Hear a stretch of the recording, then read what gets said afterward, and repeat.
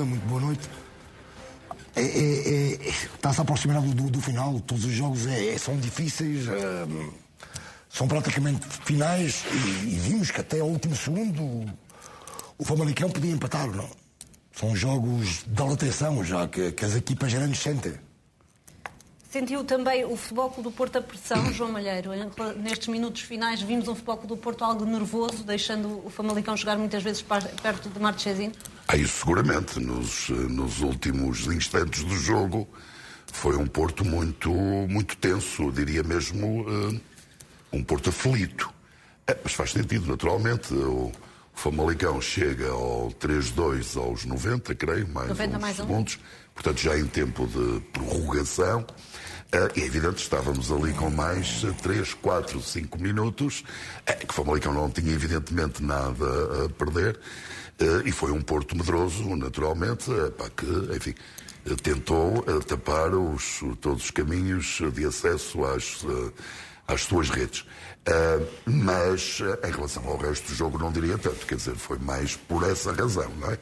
Porque quanto ao resto, digamos que na primeira parte é mais Porto que Famalicão, é indiscutível, e a vantagem do Porto justificava-se. Agora, quando o Famalicão chega ao empate, já tinha feito ameaças, e portanto um Famalicão, eu diria, algo modesto. Estou-me a recordar da exibição em Alvalade, que foi muito conseguida, e um empate frente ao Sporting, como todos devemos estar recordados, até porque foi há relativamente pouco tempo. Mas não foi esse Famalicão que eu vi no início. Depois sim, depois houve uma grande aproximação a esse Famalicão, creio que beneficiou do golo do empate, foi uma espécie de elixir. A equipa sentiu-se mais desenvolta, mas naturalmente aquele penalti, o 2-1 do Porto e depois o 3-1 parecia ser a sentença do desafio. Não foi assim, justamente por aquilo a que já aludimos, portanto aquele golo do Famalicão e então aquele período, eu diria mesmo, quase pânico do Porto, mas devo sublinhar a justeza do triunfo do Porto e bem até a diferença mínima que assenta com correção. Concordas, Manuel Queiroz, com mais ou menos dificuldades o Futebol Clube do Porto foi um justo vencedor? Boa noite. Acho que sim. Acho que foi com os problemas defensivos que têm sido recorrentes nesta temporada. O Porto tem, de facto, uma quantidade inusitada de golos sofridos. Eu acho que Marchesino, por exemplo, no primeiro golo tem possibilidade de fazer mais, tem que fazer mais, a bola entra muito pelo meio da baliza. E, portanto, apesar disso, apesar de ter, como fez o Benfica também, feito descansar alguns jogadores, porque se entra outra vez num ciclo de muitos jogos em muito pouco tempo, e na quinta-feira há um Benfica-Porto, naturalmente, acho que a equipa fez o suficiente para ganhar, ganhou com naturalidade, não foi brilhante, não tem sido brilhante, a verdade é essa, hoje também não foi, mas ganhou com naturalidade, acho eu. Otávio Lopes, o jogo fica marcado pela saída de Corona ao minuto 18. Pela informação que tens, é uma lesão que vai impedir que Corona esteja no Estádio da Luz? Pode ser. Repara, para um jogador sair logo àquele minuto é porque a coisa poderá ser grave. Portanto, mas de qualquer maneira estas lesões aqui leva sempre algum período para ser avaliadas.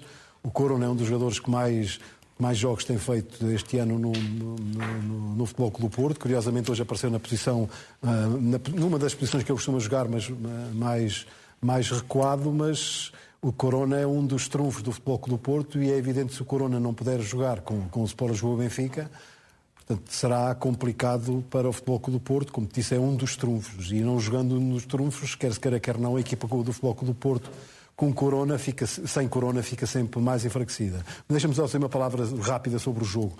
É evidente que o Futebol Clube do Porto ganhou e ganhou bem. O Futebol Clube do Porto teve 5 oportunidades de golo, marcou 3. O Famalicão teve 2 oportunidades de golo claras. Marcou 2, tirando depois aquela tremideira na parte final, depois do 3-2, em que a bola andou na área do Futebol Clube do Porto e um ressalto ou outro podia causar alguns estragos, mas o que é certo é que houve perigo, mas não houve daquelas oportunidades de golo que o Famalicão podia ter empatado o jogo. E mais, se o Famalicão empatasse o jogo, não seria adequado, tendo em conta aquilo que se passou ao longo dos 90 minutos. João, contas assim por alto, em todas as competições o Futebol Clube do Porto atinge a marca dos 20 penaltis. É pela forma de jogar do Futebol Clube do Porto, os árbitros têm tendência a assinalar mais ao Futebol Clube do Porto do que aos adversários, porque não temos esses números, se compararmos com o Sporting e Benfica, estão muito distantes. Muito, isso é indiscutível, quer dizer, o Porto...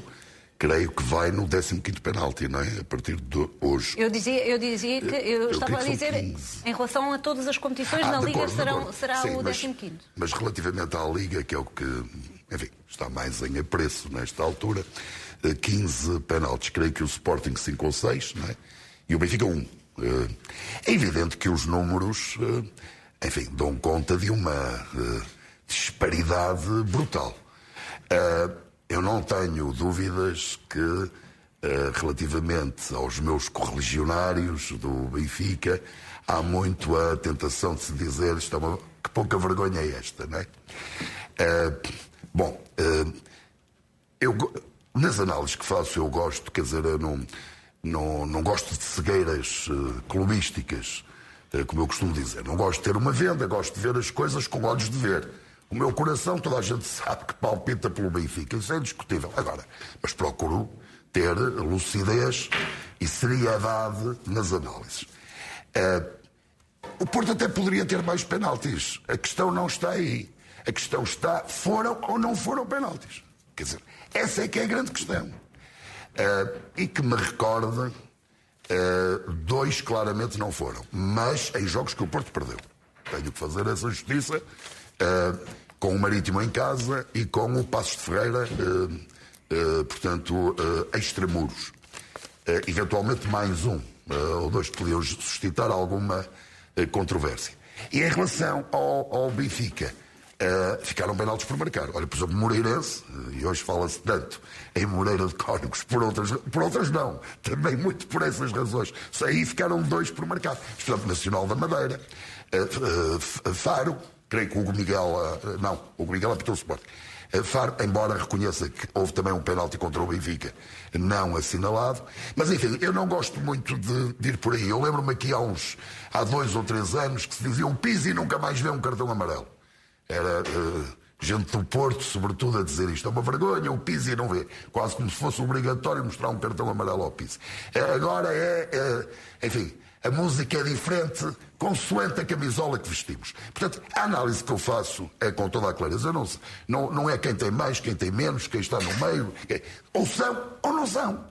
Quer dizer, portanto, esta é que é a leitura. Agora, que têm sido bem assinalados?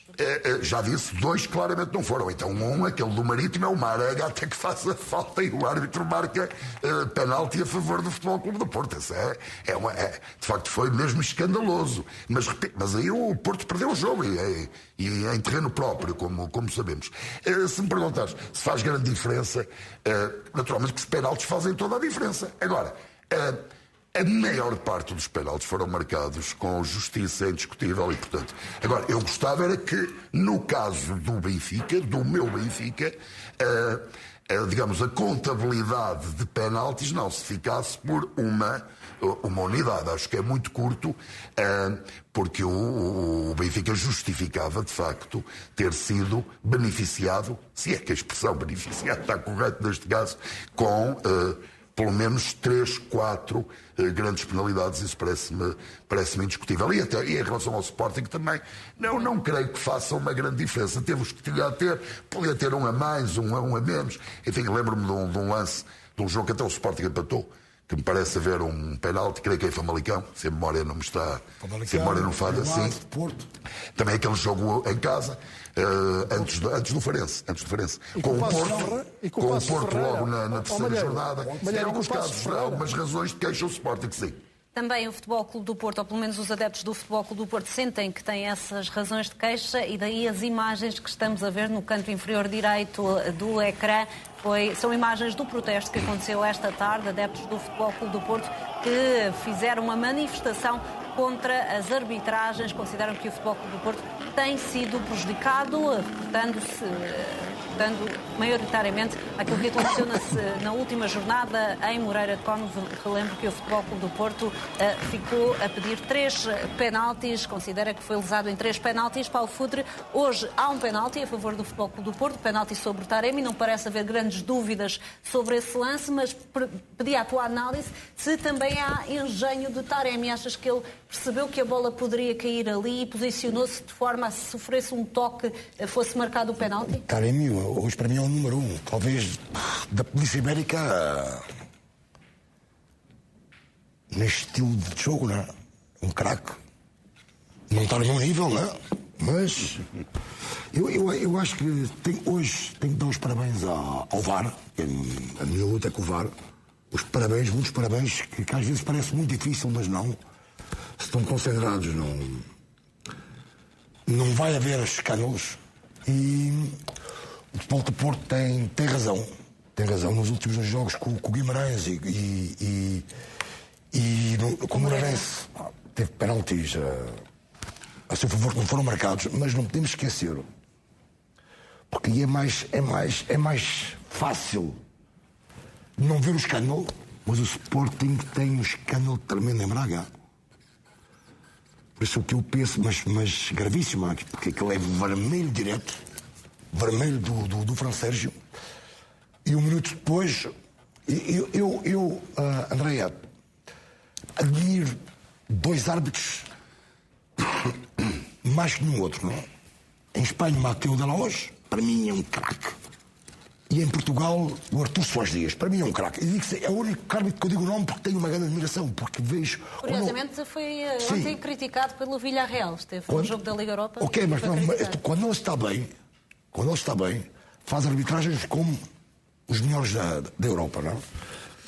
E eu critiquei aqui na quarta-feira, porque é muito difícil, não é? O escândalo é do árbitro, não é? Até o Fran Sérgio e o Palhinha, não é? Aquele lance, como ele mete o pé, penso que chega tarde, é um grande profissional, seria um trauma eterno se acontece alguma coisa ao Palhinha, para o Fran Sérgio. E o Palhinha, porque é tremenda aquela entrada, não é? O Palhinha hoje não jogava agora. Não jogava porque tem a perna estendida, aquilo foi uma entrada tremenda, mas não foi de propósito. E o VAR é um escândalo, não mandar revisar aquele lance. Mas, mais escândalo ainda, eu até posso entender, o Artur Soares Dias está a 2 metros, não quer estragar o jogo, estávamos no 16 minutos, não quer estragar, apesar de estar a 2 metros, mas dá o amarelo ao miúdo com o empurrãozinho, sem ver. Aquilo não vê. O amarelo, ele demorou quase 30 segundos a dar o amarelo ao miúdo, não é?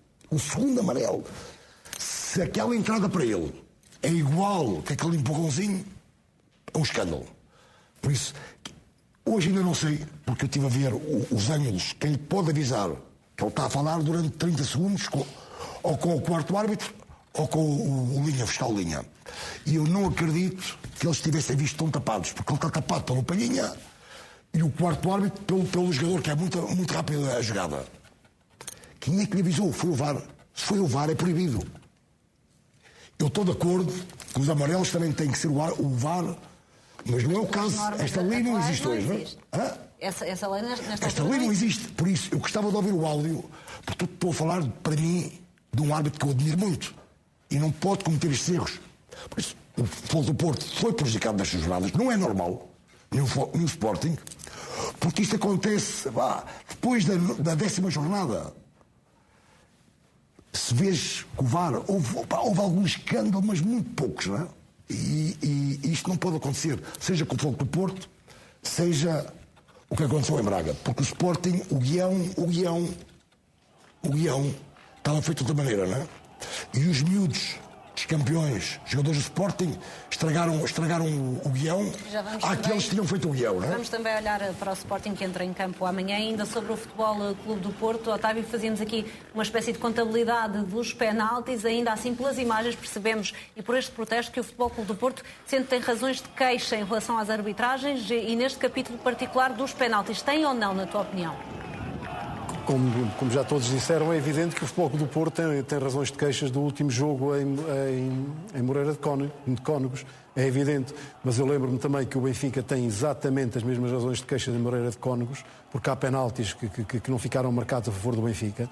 E o Benfica também empatou em Oliveira de Cónegos.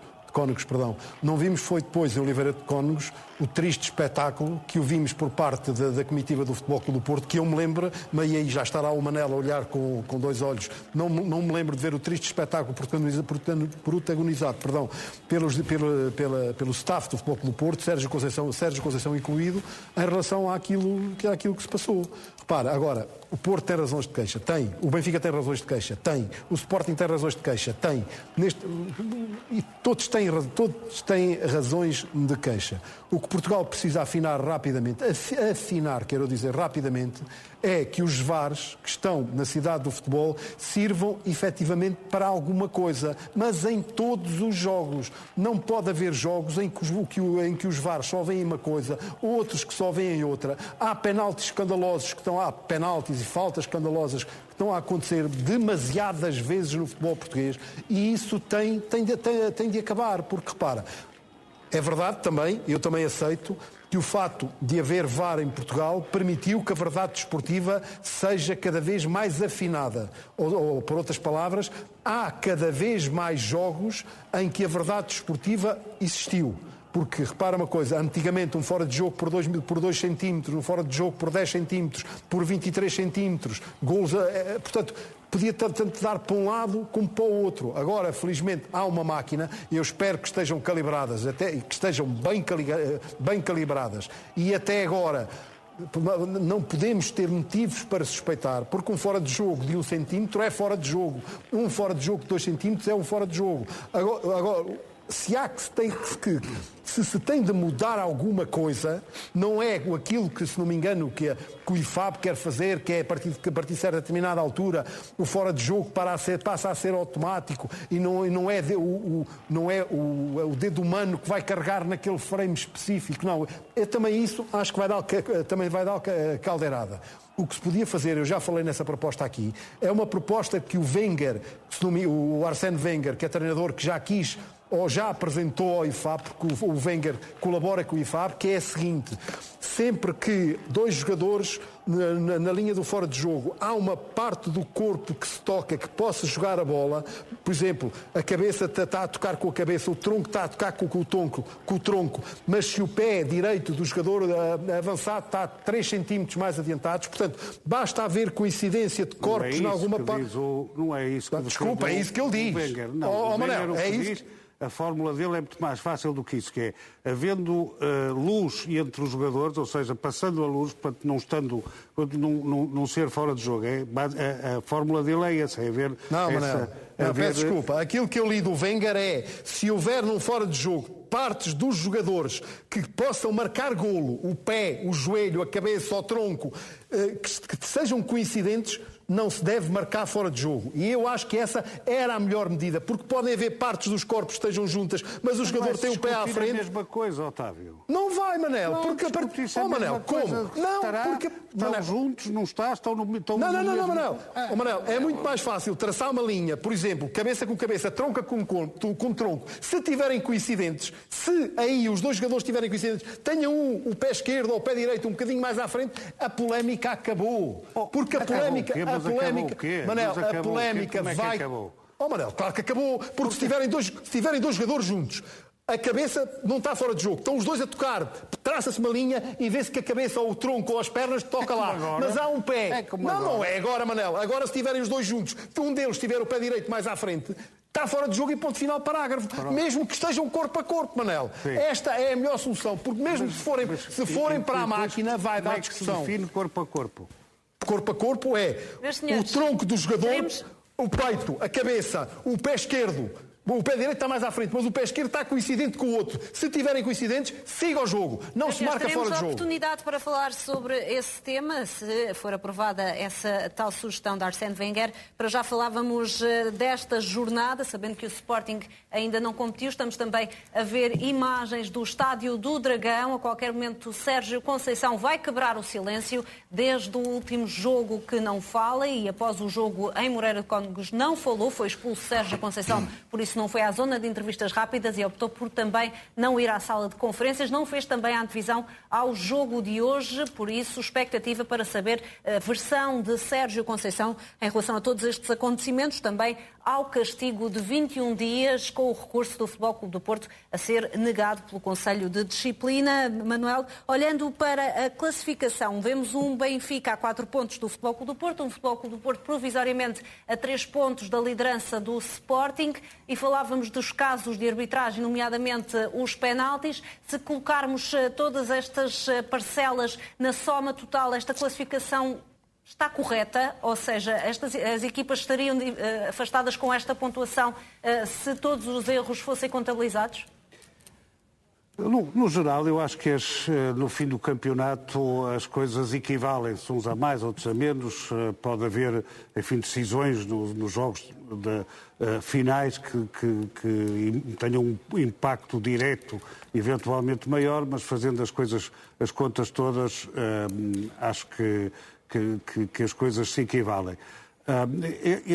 Estes resultados de hoje e de ontem têm uma consequência interessante. O Porto, pelo menos, fica em terceiro, porque ficou com 12 pontos sobre o Braga e, portanto, com 4 jogos, a faltarem 4 jogos, tem vantagem sobre o Braga e no confronto direto e, portanto, pelo menos no terceiro lugar fica. E gostava de dizer uma coisa em relação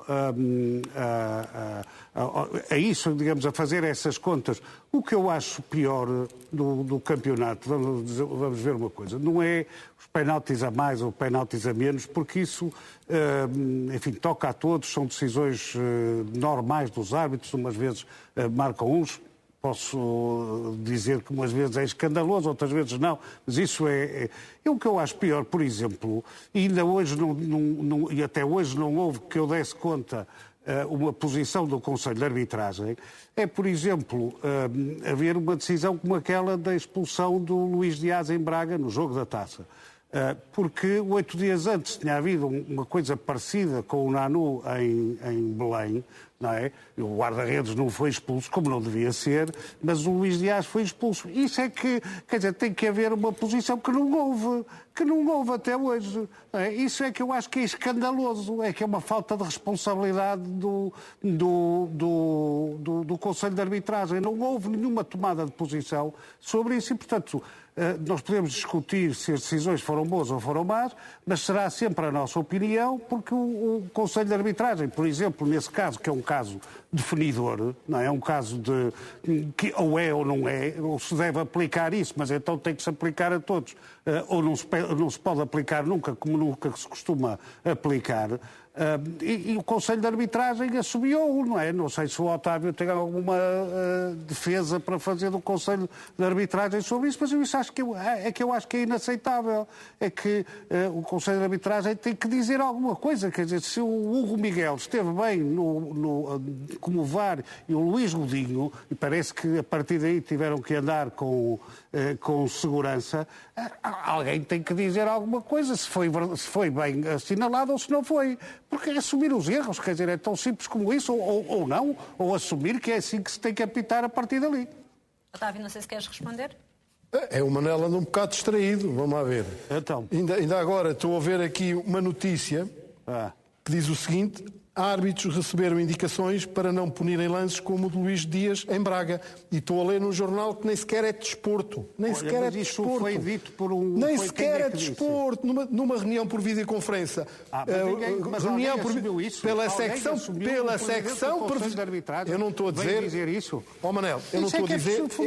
Eu não estou a dizer isto. Estou-lhe a dizer que numa reunião organizada pelo Conselho de Arbitragem, por videoconferência, os árbitros ficaram avisados.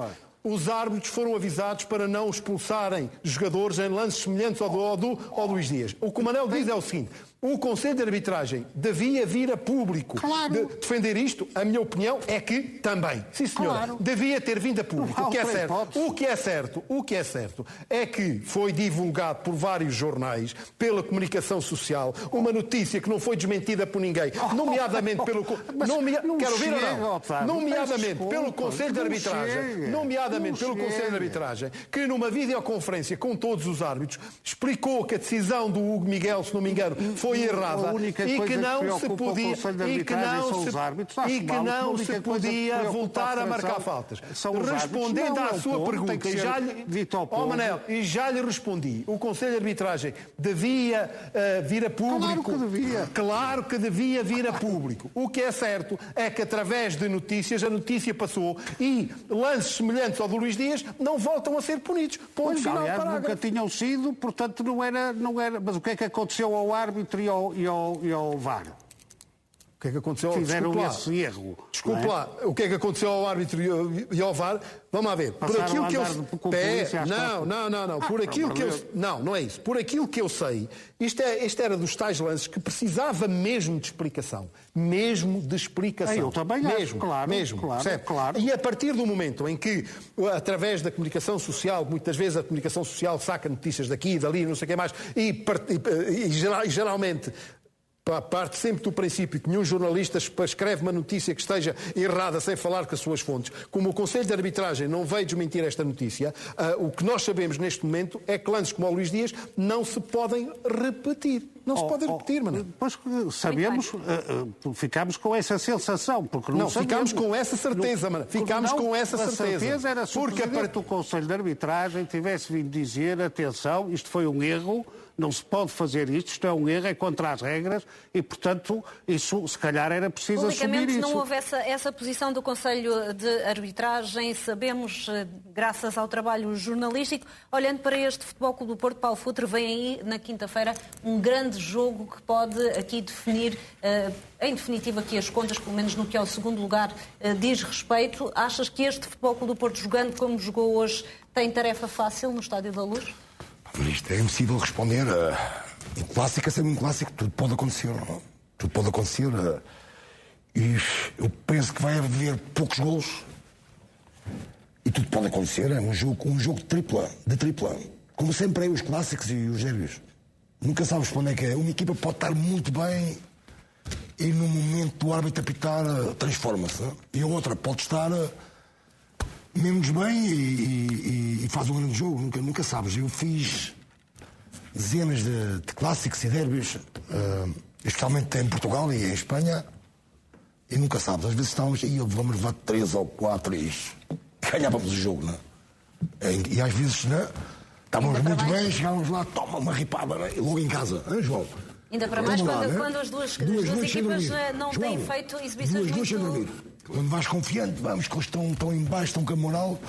Paulo, ainda mais quando estamos a falar de duas equipas que não têm sido muito constantes no campeonato ao longo da época. Já vimos o melhor e o pior do Benfica, às vezes em jornadas consecutivas. Irregulares, muitas vezes irregulares. Mesmo dentro do próprio jogo? Não é ciclos. No próprio jogo, um Benfica de 2 fases. Ainda hoje vimos os primeiros 25 minutos, a primeira parte do Benfica a entrar e a terminar, e a segunda parte em que vimos um Benfica a desacelerar, pelo menos. Deixa-me questionar-te só sobre Pizzi, foi um dos homens em destaque hoje no Benfica. Pelo que fez hoje, merece estar no clássico no Estádio da Luz, frente ao Futebol Clube do Porto? Merece ser equacionado. Eu não me atrevo a dizer que justifica a titularidade. Não vou tão longe. Eu sou muito cauteloso, não é que sou Benfica. Mas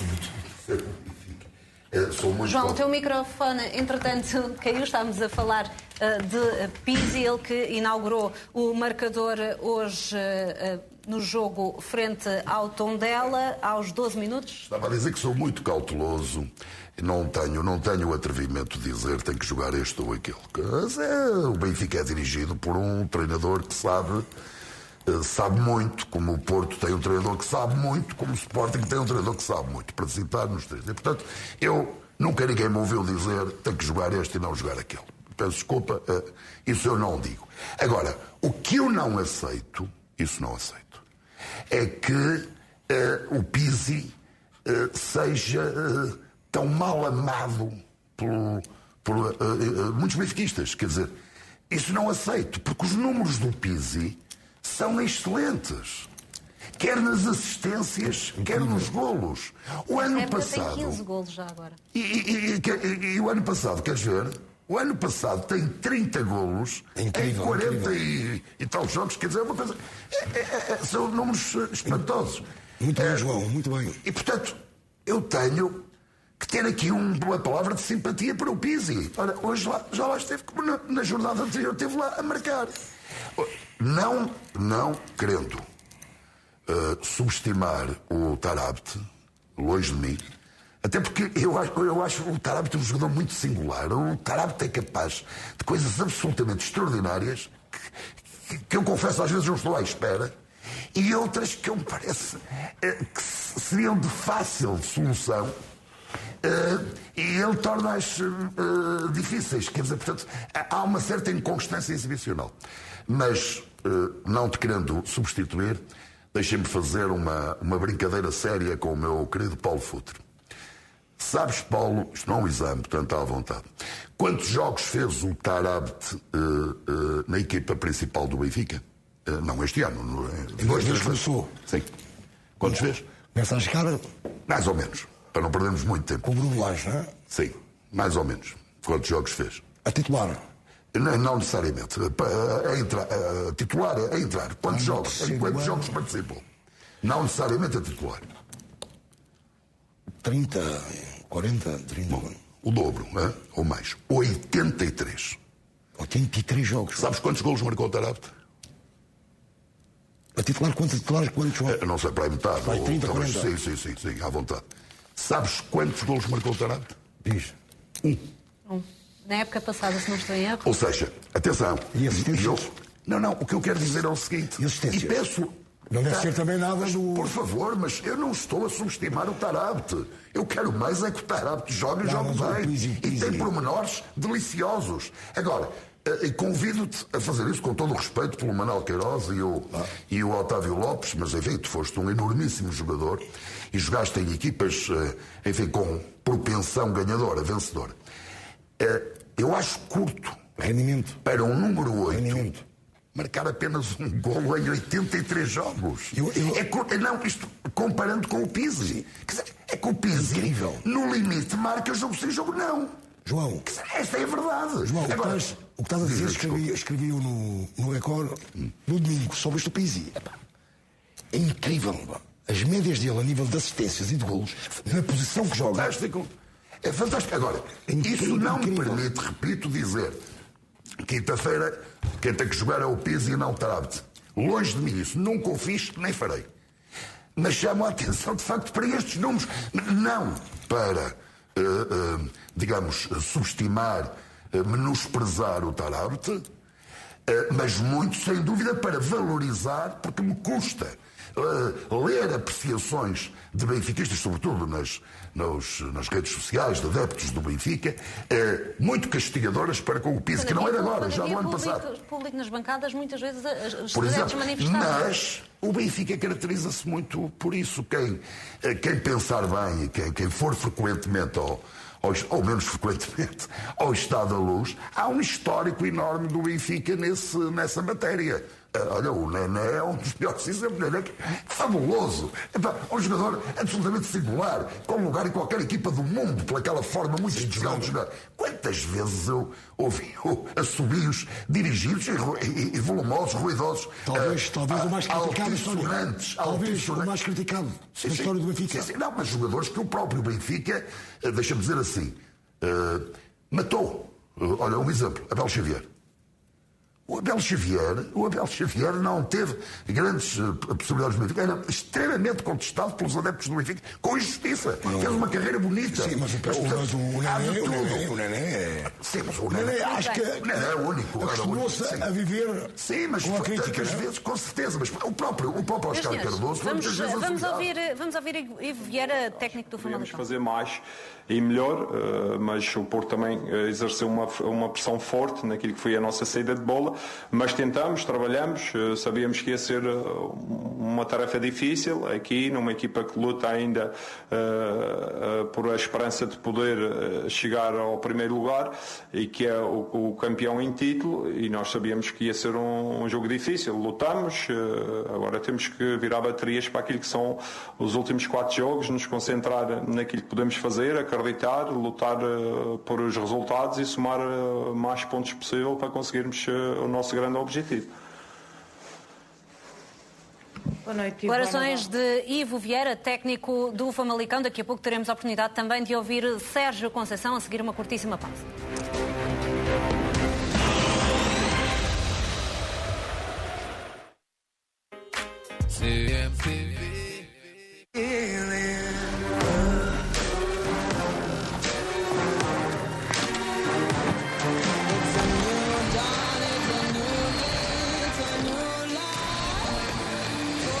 Menos normal, mais moca.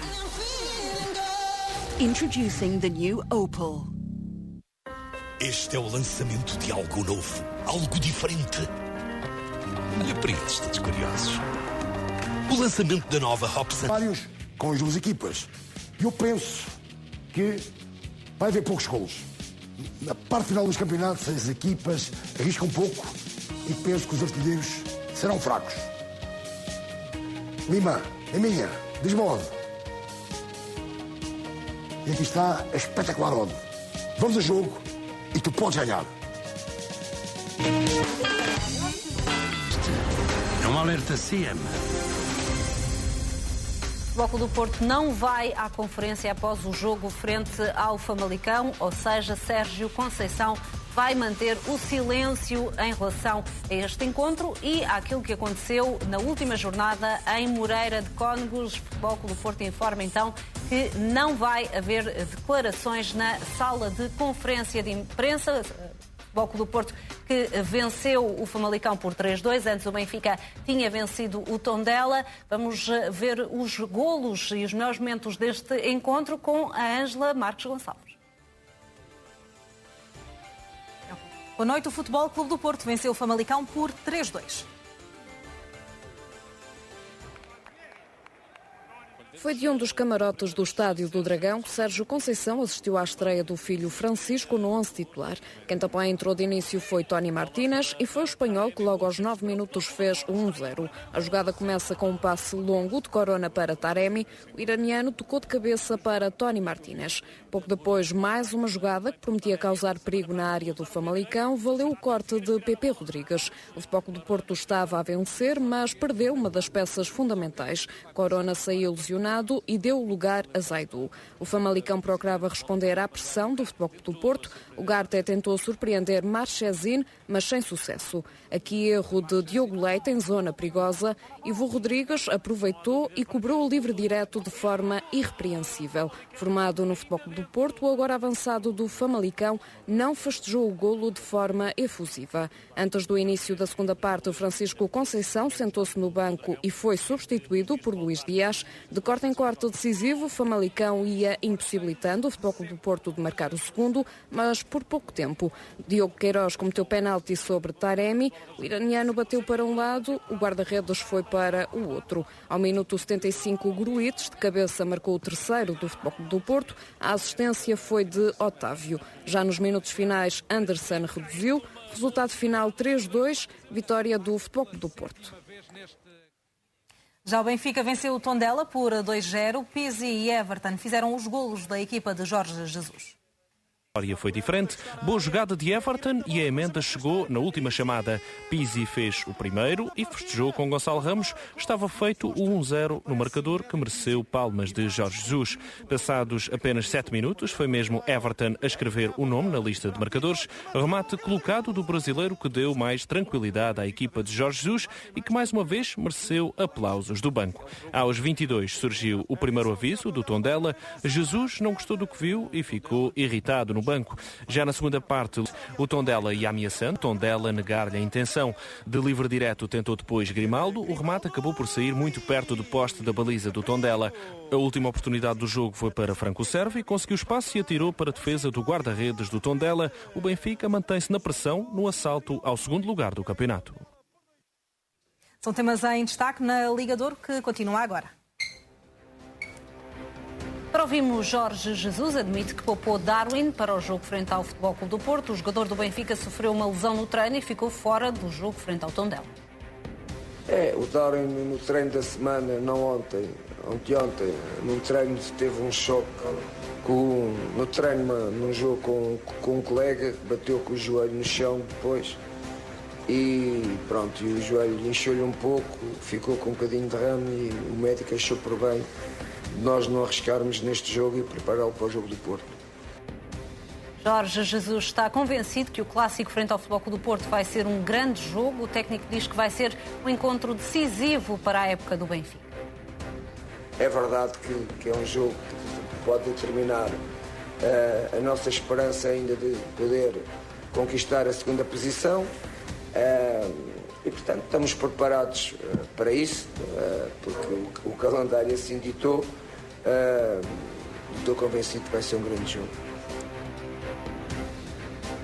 Sérgio Conceição não vai falar após o jogo do Futebol Clube do Porto frente ao Famalicão. Futebol Clube do Porto que venceu por 3-2.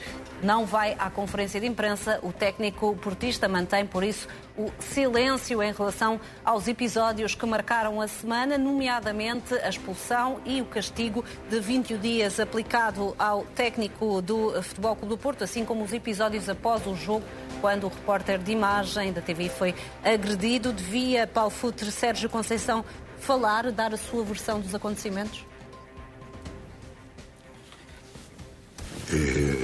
É muito difícil responder esta pergunta. Não falei com o Sérgio, mas eu também pensava, como te disse agora, pensava que ele ia estar na conferência de imprensa, mas não consigo responder esta pergunta. Mas achas que devia? Nomeadamente a questão do que aconteceu dentro do campo quando foi expulso. Porque Pinto da Costa deu uma versão diferente. Diz que Sérgio Conceição foi expulso ainda antes de chegar perto do árbitro. Sim, mas talvez, se não houvesse mais perguntas, olha, porque vai ter que responder a muitas coisas, não é? O que é que achas que não quer responder? Ainda vai ser expulso. Achas que não quer responder a que questões? Sobre o quê, exatamente? Nem ele, nem o Ruben, para irem, porque o Ruben também, se o Ruben mete-lhe, ganhou, mas sem Braga, mete-lhe o microfone à frente, ia ser mais vezes, porque ele viu o que eu vi, não é? Ele viu o que eu vi. E o Sérgio, talvez, e responda, fui expulso por isto, mas faltava sempre alguma coisa mais, não é? Otávio, sabemos que o castigo se vai manter, para já o Conselho de Disciplina da Federação rejeitou o recurso do Futebol Clube do Porto. Teria alguma implicação de negativo para o Sérgio Conceição se ele falasse sobre esse incidente? Claro que não. Eu acho que não. Claro que não. Repara uma coisa. O Ruben Amorim, como o Futa já falou sobre o castigo de 15 dias que lhe foi aplicado. E disse, pronto, fez a sua defesa. Disse que não tinha dito ao árbitro determinadas coisas que não estavam no relatório. Eu só lamento é que, perante aquilo que diz o Ruben Amorim, que não disse ao árbitro aquelas palavras que, pelos vistos, serviram para que o castigo fosse tão pesado, o Conselho de Disciplina não tivesse permitido, porque isto agora no futebol, pelos vistos, fica tudo gravado, não tivesse permitido que os áudios da conversa do Ruben Amorim com os árbitros no final do jogo, isso pudessem vir ao processo.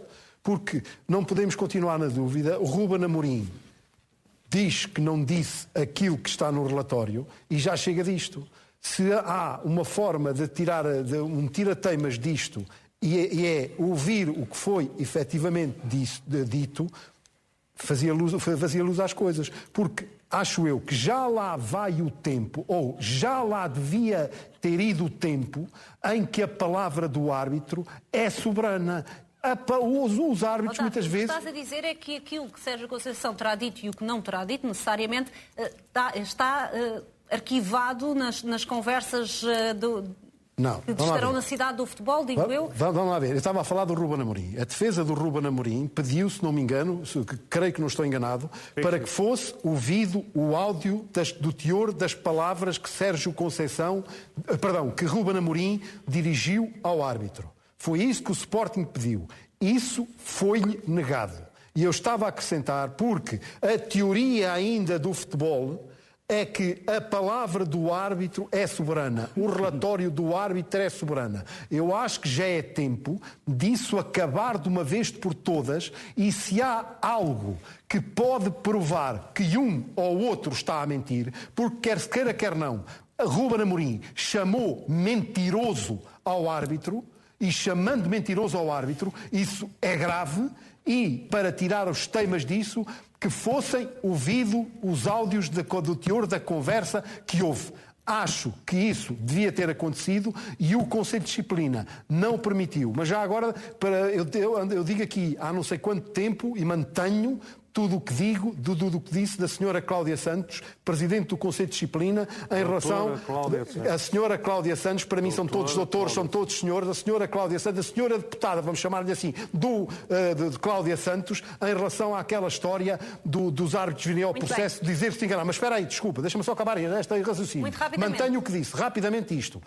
O Conselho de Disciplina, em relação à história do Pedro Pinho, esteve muito bem em avançar com a suspensão da carteira, vamos chamar profissional, de intermediário de Pedro Pinho. Aqui o Conselho de Disciplina esteve muito bem. Até me estás a ajudar, porque é precisamente para esse caso que vamos direcionar a nossa conversa, acrescentando que o repórter de imagem agredido por Pedro Pinho está em estado de choque. Francisco Ferreira foi contactado pelo Correio da Manhã e disse não estar ainda em condições para falar com ninguém.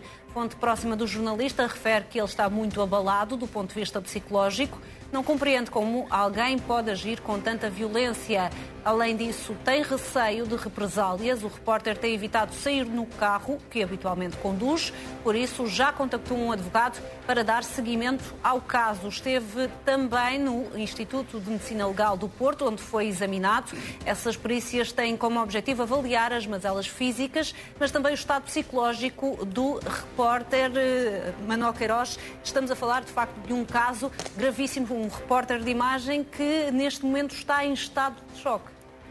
Sim, tive a oportunidade de falar com ele no dia seguinte, na manhã seguinte, estava de facto muito abalado, tem razões para isso, é um caso, já tive a oportunidade de o dizer, que é absolutamente lamentável, incompreensível, tão incompreensível que o próprio autor da agressão já reconheceu que tinha sido um ato irrefletido. Embora negue agressões físicas. Embora negue agressões físicas, aquilo não há muitas maneiras de chamar outra coisa àquilo que vimos e àquilo de que se queixa o Francisco Ferreira, o repórter de imagem da TVI, que foi agredido por Pedro Pinho. E, portanto, isto são coisas absolutamente inaceitáveis, que não têm nenhuma justificação. São coisas que realmente é impossível pensar que vão acontecer num momento daqueles, completamente depois do jogo, ou com alguém que não é um interveniente direto. Eu digo sempre que os jornalistas, com os jogadores, com treinadores, podem ouvir quase tudo no fim do jogo, desde que depois peçam desculpa, como é evidente, porque as emoções, etc. Que não é um jogador, não é um agente de jogadores. E, obviamente, esteve bem o Conselho de Disciplina, se tem poderes para isso, deve, obviamente, até como exemplo para todos os outros, e porque isto não é um caso normal, é um caso que teve, de facto, uma grande repercussão na opinião pública e, portanto, é um caso que tem que ser tratado nesses termos. Não é? E, portanto, fez muito bem o conceito de disciplina em digamos, caçar a licença de intermediário. Veremos o que vai fazer depois, mas, de facto, um intermediário não pode fazer aquilo que ele fez, não pode pedir desculpas apenas depois, tem que, obviamente, ser responsabilizado pelas suas ações.